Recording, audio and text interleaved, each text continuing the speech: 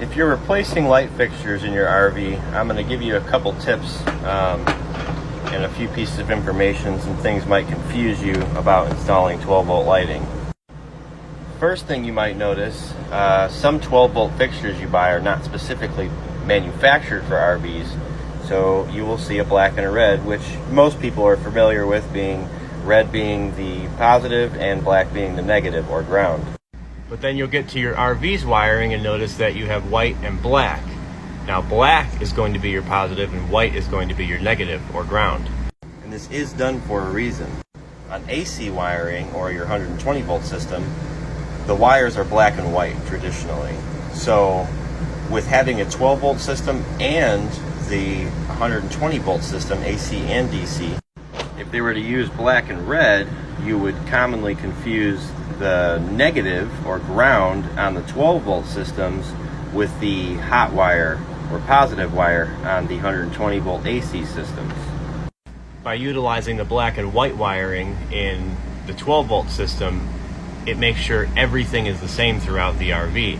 Black is always going to be hot and white is going to be ground. So though this looks very wrong, this is very correct. White is your ground in your coach, and black is your ground on a typical 12 volt wiring setup. Red is now black at the RV. Now most RV products you buy that are specifically made for RVs will already be wired black and white, but this being a light that is for marine as well as RVs, it's going to be red and black.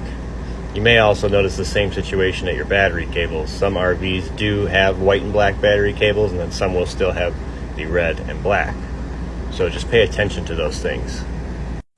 Because while a standard light fixture, as you see here, with regular light bulbs in it, will work just fine if hooked up reversed, most of the time. An LED light module here will not work, and in some cases you can actually damage them. Anything with a board in it, like an LED module here, can be damaged and or just not work if hooked up reverse polarity. And with LED modules being far more expensive, you don't want to damage them.